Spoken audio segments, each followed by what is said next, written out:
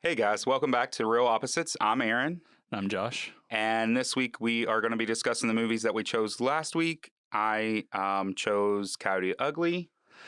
And I chose The Guest Yes. for Aaron. So I guess we'll just jump right into it. Which So what one? did you think? About which one? No, let's go to you first. Okay. Which movie? Coyote Ugly, the Oh. one that you picked for me. Okay, so I picked Coyote Ugly, a 2000s. It was 2000. It's kind of like a cult classic type film. I don't know about cult classic. It has its own following. Also, if you look it up on the internet, it says it's a cult classic. What is this, the Wikipedia? Yeah. Where does it say cult classic? Let me see this nonsense. No movie that makes $113 million is a cult classic. I don't know what that means. It has a cult following. I don't. Oh, okay. That's a weird movie to have a cult following. Usually, cult followings are like movies that like bombed, right, and then develop a cult following, usually like on video or something. That's what makes this one special. Because it made money and now it has a cult. Yeah. Ugh. Anyways, so it's from the 2000s. This movie. Yeah. Movie is in quotation marks. So, what did you think? So Coyote Ugly. Oh, it had me nostalgic for Mad Money. Which you absolutely It's by far the worst movie you picked for me so far. So you thought this was worse than Mad Money? This was worse than Mad Money. I felt like Mad Money is just kind of like it's there. It's not particularly memorable, or it is what it is. Coyote Ugly is insultingly bad. So it's a Jerry Bruckheimer movie, and they have this kind of like the way that they write them. There's this way where they just treat you like you are an idiot. So you don't like the writing? I mean, I don't like the writing. The writing is so insulting and cringy. Everything about this movie infuriated me. Well, fun fact about the writing. Do you know who else helped write the movie? It's a Jerry Bruckheimer movie, so there's probably about 18 writers. There was 8. One of them was Kevin Smith. I know, yeah. They asked him to come in and punch up so what they'll do is No, you're supposed to not know these awesome, cool facts that I'm throwing out. Well, that's not... Those are two of them. how I operate. So, Bruckheimer will typically do this. He'll have a writer that'll give him a script, and then he'll get about a dozen other writers to if they're having a rough spot with this scene, they'll come in and they'll punch up the dialogue or make it a little bit snappier or funnier or whatever. There's a famous one on Crimson Tide, which is a great movie. Sure. That Bruckheimer produced, and Tarantino actually came in. This is after Pulp Fiction, and he rewrote a couple scenes and added some additional dialogue and stuff. So, I mean, this is just something. It happens in Hollywood a lot, but it's especially prominent in Bruckheimer movies. Oh, okay. And you can feel that in the movie. The movie has no voice. There's no single voice of a writer. It's an amalgam of just random nonsense. It's been put together. Yeah, it's just been cobbled together out of studio notes. So Robert Ebert of the Chicago Sun-Times, obviously, says, "Do you get the feeling these movies are assembled from off-the-shelf parts?" That is a very succinct analysis of this film. Bruckheimer movies are always slick. They're always glossy. They always are, tend to be kind of hyper edited to be really eye catching. But you see so many of them, and they don't work, and it just becomes noise. There's no so I imagine this started out we need a kind of Flashdance premise, because Bruckheimer, it was one of his early ones, was Flashdance. Never seen it. That's shock and surprise, audience, in Josh's voice. So, well, Flashdance is the premise of Flashdance is this lady's a welder by day, and then she's an like exotic dancer at night. It's like a somewhat similar premise, kind of combined with like a small girl going to a big city. Yeah. That's the feel it gives, is like this Flashdance. Of course, there's a cute guy at the bar that she has to. It's all just like it's just cobbled from other scripts, and there's good actors in the film. Like John Goodman's great, but I was really just like he's only in it for like a couple scenes. Yeah. And so, but they're very important scenes. I mean, they're important in the context of a terrible movie, but yes, it's like it doesn't really. Well, I mean, of course, he doesn't like. It's not like you sometimes will have a movie and a performance will kind of save the movie. Mm-hmm. Like there can be lackluster things, but then one single performance can elevate the rest of it. He just didn't have that opportunity. He didn't know because what he's given is just the standard, kind of overprotective father. Character. And then like once you get into the bar. And like after she's a Coyote Ugly, it's almost like Cocktail, the Tom Cruise movie. Also, never seen that. It's not a Bruckheimer movie, but you can definitely see like because she's like learning how to elaborately mix drinks and all the flair and all the flair. No, that's what it's called. Is flair. No, because anytime anybody says flair, I'll just go back to Office Space. Oh, and her vest. The vest. Yeah. Are you sure you don't have enough flair today? Well, I mean, and I get what you're saying. I guess for me, somebody that, or the normal watcher, not like the moviegoer type watcher, for me, it's like, and the reason I like it is I like a lot of the like coming of age stories, finding yourself type things. And I feel like this was like a mainstream version of that in a way. Because she's a songwriter, and she's only moving to New York to try to become a famous songwriter. Yeah. No, she doesn't want to be a singer. Oh, that's right. Yeah, that's right. Because she actually, and that's part of it, is her also moving to the city and trying to find her voice, I guess you could say, because once she gets to the city, like they want her to sing her own demos, and that's how they get picked up and things like that. And she can't sing on stage, so that's a big part the start of it. The movie's like, oh, I bet she won't sing at all.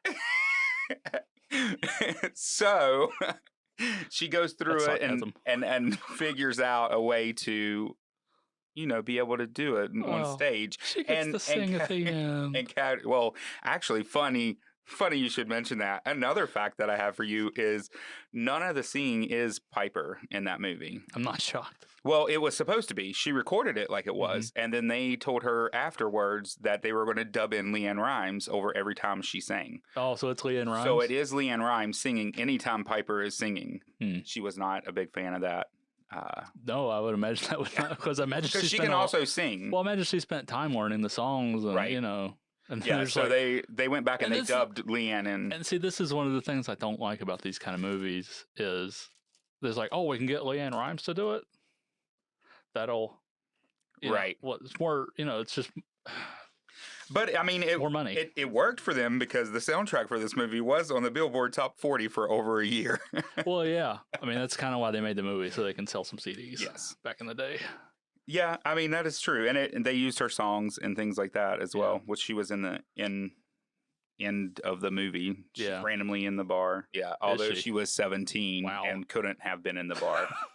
So that didn't make sense. But I mean, overall for me, I just like the story of it and the bar scene and seeing the bar scene. No, I mean, yeah, just no, I mean, they're so like seeing how they work, like the bartenders and things like that, and which it's the whole film is actually, and I didn't know this, it's actually they bought the rights to Elizabeth Gilbert, who wrote Eat, Pray, Love. She was a Coyote Ugly. No, okay. And she did an interview with GQ, and like after that, they approached her and bought the rights to her story. So this is kind of from her point of view when she worked at Coyote Ugly, which I didn't know that, which was kind of cool to find out. So that's what I mean. Like you kind of see like what the bartenders deal with as well. Yeah, it's just like really dumbed down though. I guess. So like that's Maybe what I was I kind like of to talking be about, dumb. like down. how no, that's what I was going to talk about earlier. How they like treat not just like the audience like they're stupid, but all the characters are really stupid. Like there's nobody in that bar that acts like a human being. What? Like any of the people, like not. I Oh, like mean, the patrons. the of the bar? patrons, but also I mean they don't really like nobody. If a movie's like going to be a movie, like it's theatrical. You can go big. You can have big performance. But there still has to be something like that's how a human being talks to another human being. And none of that is present anywhere in those scenes. I feel like and it is. And like the patrons are just it's like suddenly all the all the patrons of the bar are just like apes jumping around like oh my god, oh my no, god. yeah, there And then are they scenes. just, I get what you're saying. and like suddenly, you know, pretty girls dancing on the bar just turns everyone dumb. Have you ever been to a Coyote Ugly? Have you ever been a No. woman working at a bar? Because that's how Coyote Ugly actually happens. Well, I have seen this it is in why person. I don't go to Coyote Uglies. Like, and that is the thing. It does. No, I haven't been a woman at a bar, by the way. but I mean, it does kind of. It seems outlandish, a lot of it, and the way like they treat patrons at the bar and stuff. Like Well, she's like, oh, she just cut off his ponytail. Like stuff like that happens in Coyote Uglies. I mean, I didn't see anybody's ponytail Yeah. get cut off, but like I saw shirts ripped and things like that. Mm. So where you're coming from, I get, and there are scenes like that.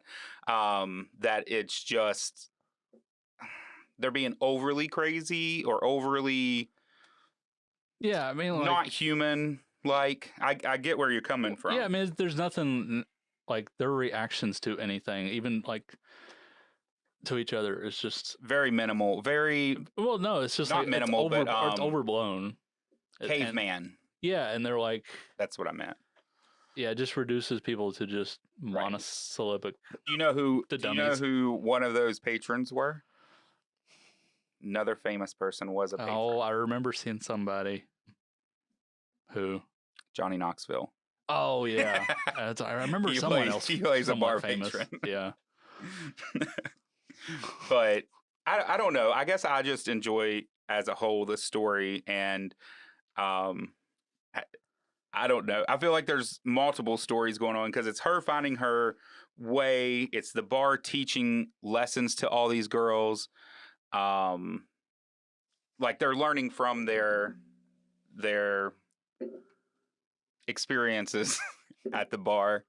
Their experiences at the bar. Yeah, like that's part of what gives her the courage to then sing on stage and become a songwriter, which she becomes the songwriter for LeAnn Rimes. Is Yeah. how LeAnn Rimes ends up at the bar. She comes Yeah. back to be like, "You wrote this song. Let me sing on the bar with you."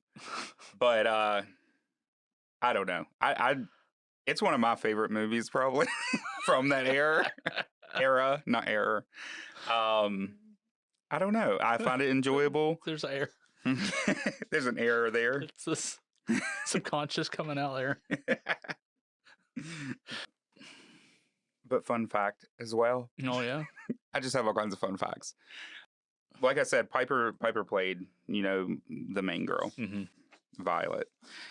And then she was dubbed over, but they originally did try to get like famous singers to do that part. Oh, okay. So they approached Jewel and Jessica Simpson. Jessica Simpson actually auditioned for it, but would refuse to do the intimate scene with the male actor, which I'm pretty sure is a kiss. It's a And then PG-13. It's PG-13. and then they transitioned to like she's wrapped in a sheet. This isn't Basic Instinct. Right. So, but they had her up for doing it, and then she was like, "I can't do that scene." Okay. But the real kicker, I know where this is going. the real kicker is they were going to have Britney Spears know be it. in the movie. So this would have been Britney Spears' first movie, but since it wasn't, 2 years later they did Crossroads with Shonda Rhimes. And all roads lead back To to Brittany. the Crossroads. Oh. Crossroads. I was so excited about that fact. So if Britney had been in this movie, would this have supplanted Scream as your favorite movie? No. No. Oh. Well, no. Scream is its own entity. It's You can't imagine Britney in this movie? in Scream. No, in this movie. No. She could have been in Scream too, but Oh. yeah, was no, like she could have been in when this Scream movie. came out. Also true. I mean, I think it would have been good with her in this movie. I mean, I guess I we'll never don't know know. if much would have hurt this movie. I knew you weren't going to like the movie, but I didn't realize you would hate it this much. I thought because it is kind of a well-known and I thought well-liked movie. Yeah. Oh no, it's not. No, it had a terrible like Rotten Tomatoes score and like I don't even know how to critical response was. I mean, most of these kind of movies are like Bruckheimer movies. Sorry, I'm just like the movie was. It's almost like overwhelming me how much I didn't like it. I am surprised that this won least favorite for you over Mad Money. Well, I didn't think I could top that. I mean, Mad Money, it was formulaic, but the you know, it was just like an overlong TV episode. It wasn't as insultingly bad as this. Like it didn't treat me like I was really dumb. I don't like that. And when movies really just try to go for the lowest common denominator. Maybe I like that sometimes. I mean, I don't mind a dumb movie every once in a while, like a B movie or something. You know, right. They can be like a palate cleanser. Though, you know, yeah. Something like like Troll 2 or something. Right. Like those are fun. But there's a reason those are not good because they don't have enough money, or they try to shoot the movie in like 3 weeks, and you know. But this one's like, I don't know. This probably costs like $60-70 million. So you could have made about 60 Troll 2s for this, right? Which would have been a better use of money. But like I was saying earlier, like I just they kind of sell the movie on it's like sexy girls on that's what Coyote Ugly is, and that's fine. It's just there's nothing about anything that goes on in that bar that is the least bit sexy or like it's like just girls acting like a-holes to everyone because they're in a low cut top. It's like, oh, this is okay, and I'm really cool because I'm a guy and I'm really dumb. It's like this is but I go back to I get it, and maybe it's just where it's and like, I think the whole concept, I don't know this, but it seems like the whole concept behind Coyote Ugly is at the actual bar is a woman getting back the power type bar because they act out against their patrons. I don't know, like they have the power. And like in the actual bars, they allow other women to come up and dance on the bar and stuff. Like if a man tries to, that's a huge thing. Like it causes commotion, and they do these crazy things like the H2O in this movie. Yeah. They do that, or I've seen them do that in real life too. Well, maybe my issue is not with the movie then. It's just with Coyote Ugly. Right. That's what I'm saying. Maybe your main problem. This is really dumb, and I would never go here. And if you go to these things, I think less of you. Whoop. It's okay. I'll stand firm on that.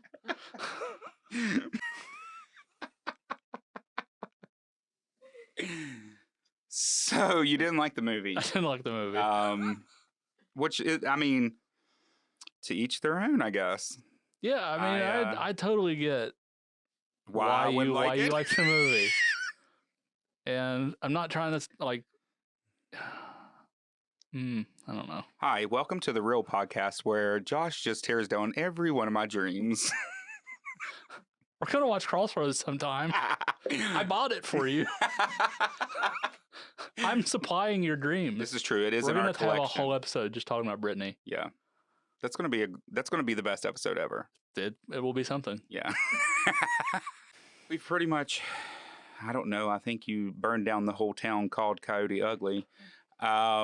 So maybe we'll move I on. burned down a lot more than that.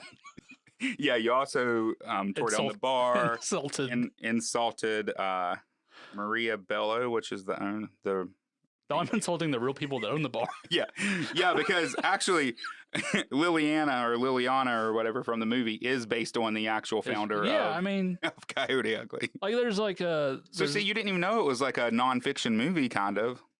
well, that's going a little far. But I mean, that's the thing is I like lightly based. I like the actors. Like Maria Bell is a good actress. She's really good in History of Violence. If you've never seen that, like John Goodman and everyone, but it's a bit wasted. Oh, I used Maria's name wrong. I called her the founder. I didn't read my fact correctly. Oh, I was like, Maria Bell is the actress. It doesn't give me the name of it, but basically you get me. Yeah, that character. Yeah, the one that owns the bar. So are there multiple Coyote Uglies? Like, is this like a nationwide thing? Yeah. So the one that this is based on is actually in New York. Okay. One in Nashville. There's one that was one of my facts that I didn't put on here, but it's also worldwide. Oh, really? Yeah, there's some bars based on it in, I think, Japan and a couple other places. Totally see this in Japan. Yeah. So, I mean, this is popular. Well, that says a lot about our society then. Yeah.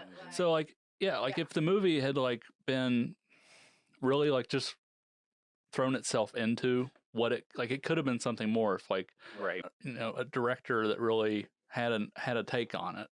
Like an Adrian Lyne would have killed this movie. Yeah. He would have been great. He made like Fatal Attraction, but he kind of specializes in these kind of like, I don't know, erotic thrillers, I guess. Something. This could have been something more.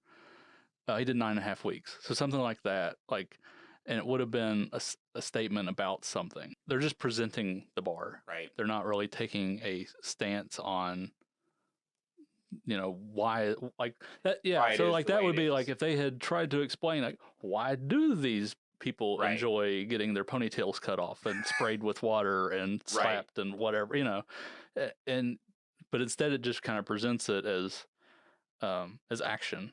Right. As, it's just noise. It's just action without a story. Just in the simple fact that when we were talking about it, you didn't know that Coyote Ugly, the real bar, is like that. No, because this just seems ridiculous. It doesn't provide that. It doesn't provide any kind of story as to where you can be like, oh, you have understanding of why it is the way it is. So I mean, I get that.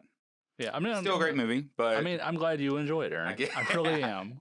I know. I watched the trailer this morning, and I was like, man, I need to watch this again. Because there's a thing, like every movie is someone's favorite movie. Yeah, I mean, I wouldn't say this is my favorite. Well, no, I just mean, I like it. Like it is a movie I have seen multiple times. I hate the movie, but you love the movie. Yeah, and something I hate or something I love, someone can hate. So it's like this is true. It's fine. That's what makes the world go around. That is and I'm true. glad the movie exists for you. All kinds of con.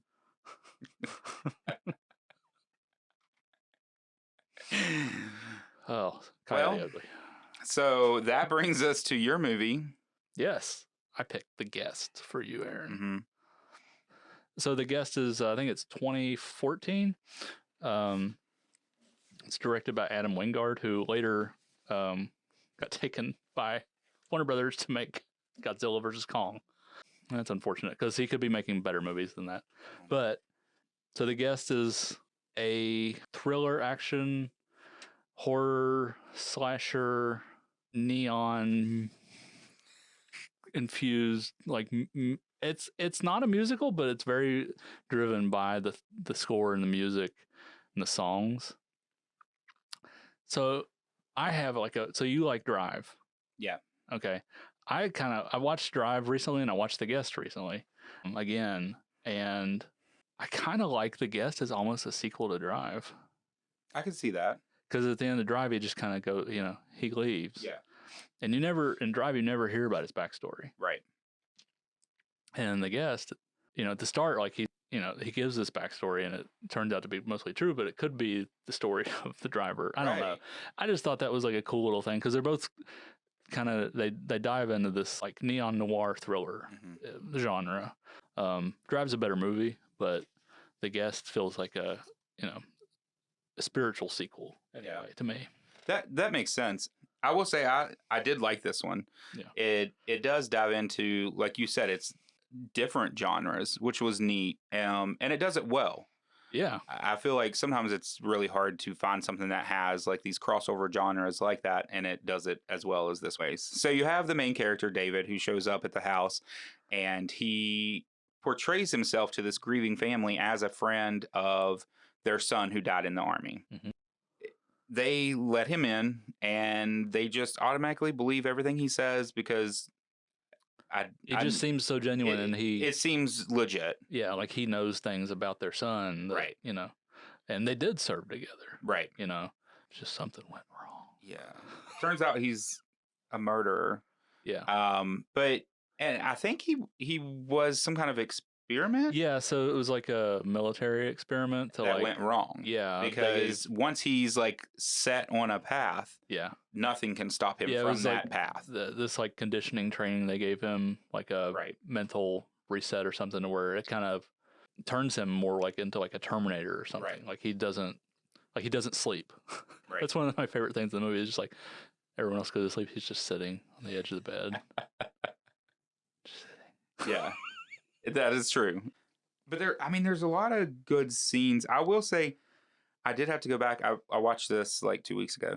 So I did have to go back and kind of refresh on it, because I can't say there's a lot of scenes that like super stood out to me though. Yeah, like individual moments. Yeah, like that I can be like, oh, that movie, yeah, this happened. But there were some neat scenes.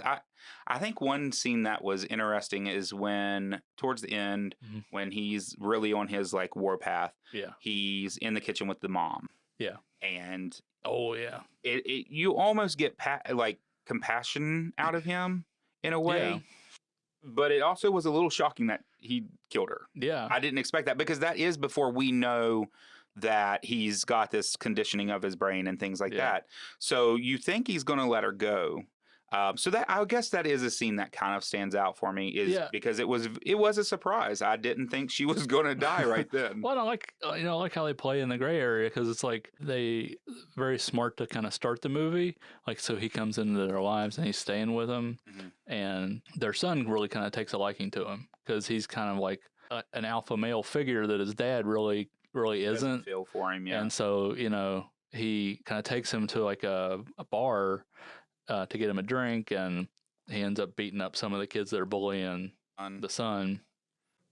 So the movie's kind of dabbling in this, because the toxic masculinity issue.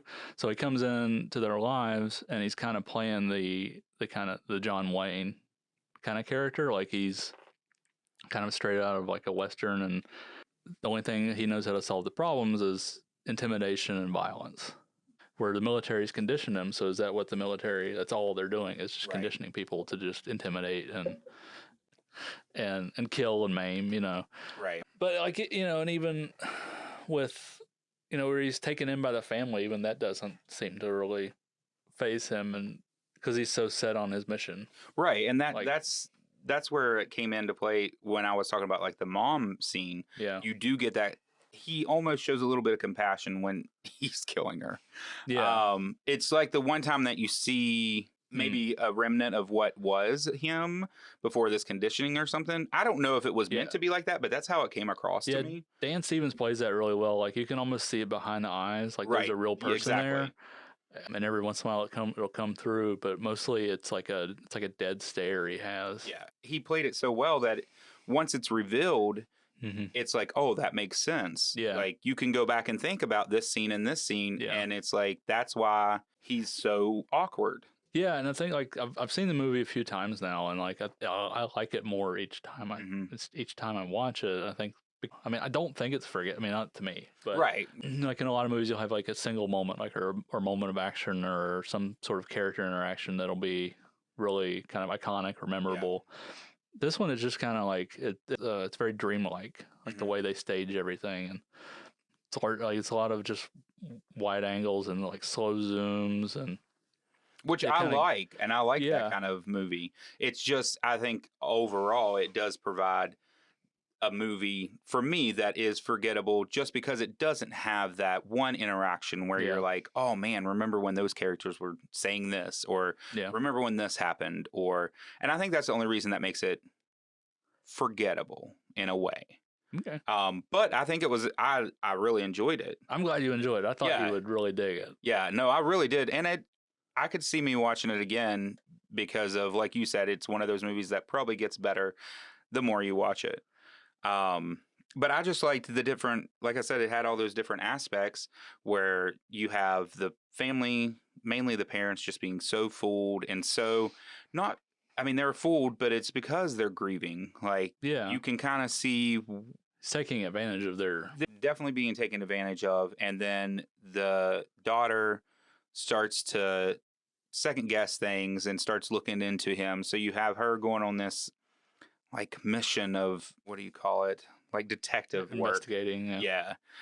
And then you have the kid that's being super bullied, and he, like you said, has that masculine figure in his life all of a sudden from this guy, and it just changes his world, and he starts being a little bit different and learning to stand up for himself.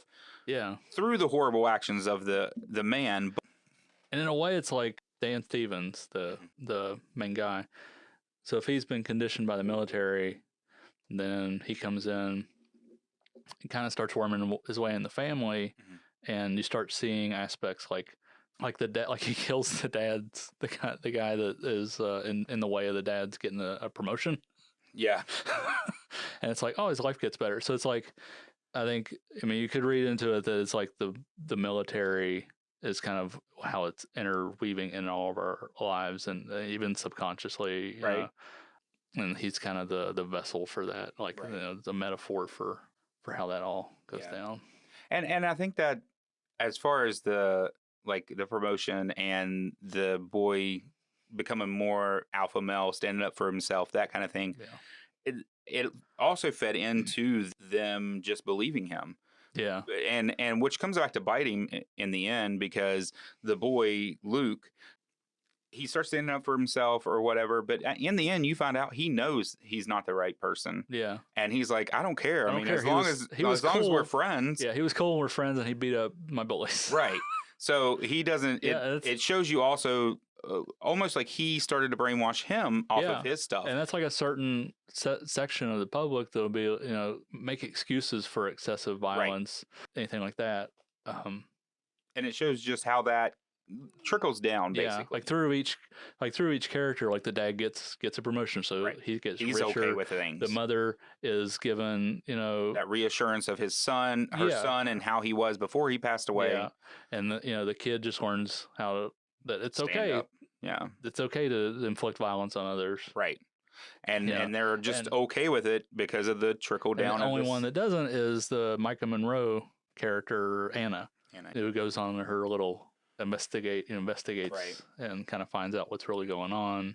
So she's like the final girl in a way that's like doesn't succumb to, like, immediately does not succumb to his charms. Right. Few they may be. Yeah. And is very suspicious, like right off the bat. But even there's a couple moments where she kind of starts to warm to him, and then once she figures out what's going on, it's all heads south, and then it ends up in a giant haunted house at the school. Right. Yeah, and that's another. The haunted house is America. It's okay. Sometimes I like watching these movies and then talking to you about them because of the comparisons that you do. Yeah. Because when I was watching that, I didn't see that, of course. But I'm just thinking of it now. So okay. Well, it makes sense. But you've had these other comparisons during other movies. Yeah. And it's an interesting way to look at movies, and it makes them more interesting to me, because a lot of movies are filmed or written with these undertones actually in them. Yeah. And this is kind of like what I was saying about like how this movie, it's stylish, it has something to say, it has a voice, and like this is why I didn't like Coyote Ugly, is it's just noise created by a corporation to sell soundtracks. Right. But going back to the end of the guest, Yeah. and that's what I was saying about the Luke character, the younger boy, and how it comes to like bite David. Like he's got Laura Anna down, and the boy comes and stabs him with his knife that he had given him. Because he had the courage to stand up and do it, which was kind of neat to see. I liked that how it ended, how it came about that.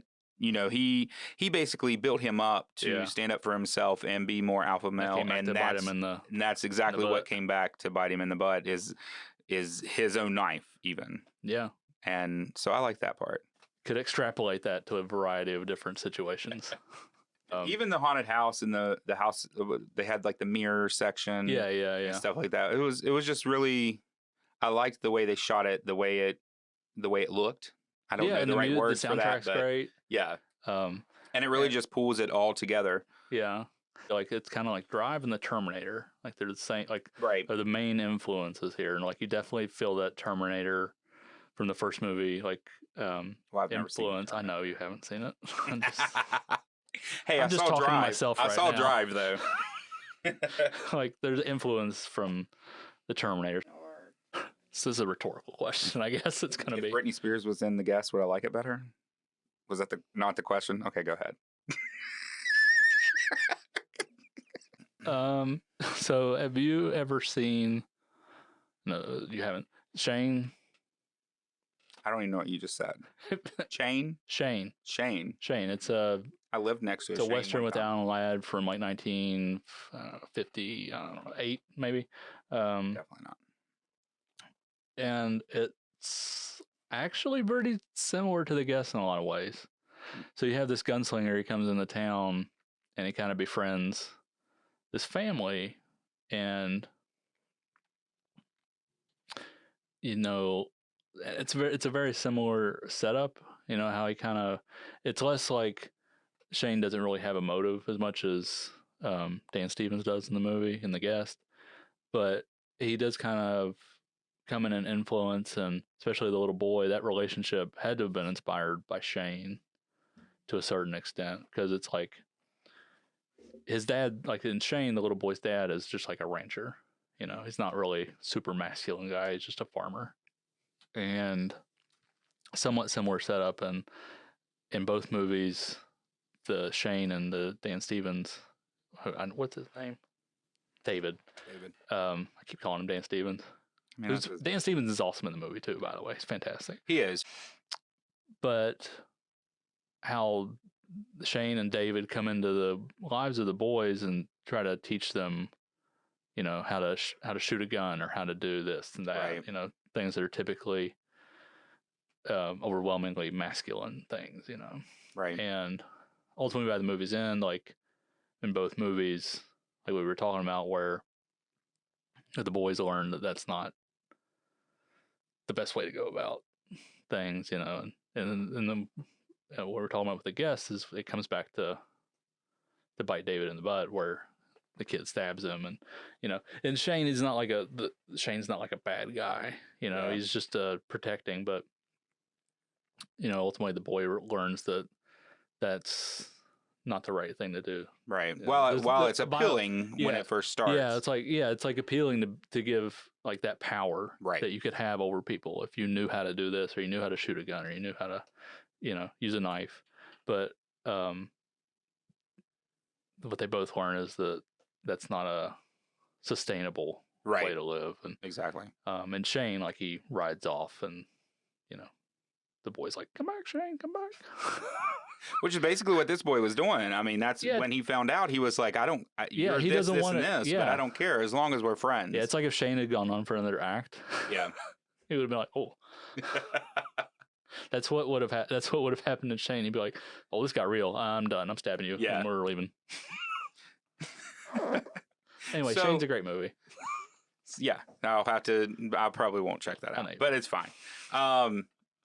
But it was something you mentioned brought a question up. So with him, because with the David character in Guest, he gets on a certain path for whatever it is, and he just can't be stopped. Yeah. basically. Like, Yeah. he is going to do whatever it takes to get to what he wanted. Yeah. I don't know if I missed it, but what was he trying to get in the, like, what was He's his... trying to protect his identity. Yeah. I know, but then just don't show up at somebody's house.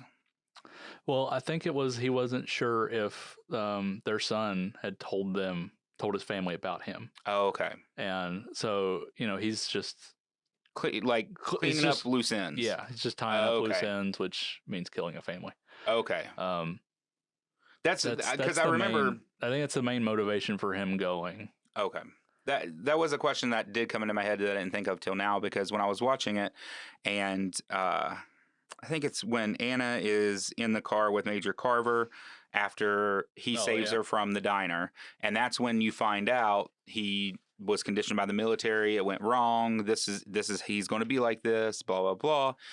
That's when the question for me was why did he even come here? Like, what was his mission? But if it's like tying up loose ends, that does make sense, and he kind of kills everybody that would be a loose end. I mean, he's like an experiment completely gone wrong, right? And they can't control him anymore. That makes sense. Okay, well, I guess that brings us to the end of this episode.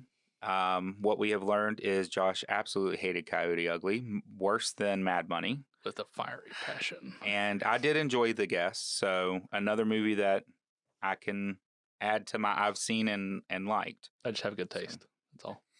You do? Yeah. Except you hate Coyote Ugly and Mad Money. We have different tastes, obviously. Yeah. That's what makes the whole this work. point. That's what makes the world go around. That's right. All kinds of cons. So, okay. So in the meantime, before our next episode comes out, don't forget, at the library, we are doing summer reading. It's still going on till the end of July. So with summer reading still going on, there are still events coming up, including our finales. Got some good things planned for that. So next time you're in, sign up for the summer reading at the library. You only have to read 5 books, whether you're an adult or a child. And there's still events that are happening this month. And one of those is our Real Cinephiles. Josh, what's going on this month? So next month, July 11th, we're showing Edgar Wright's The Last Night in Soho. It's a really great little giallo murder mystery horror haunted possession movie. Sounds fun. It's fantastic. So we're showing that at the La Belle on July 11th at 6 p.m. Okay.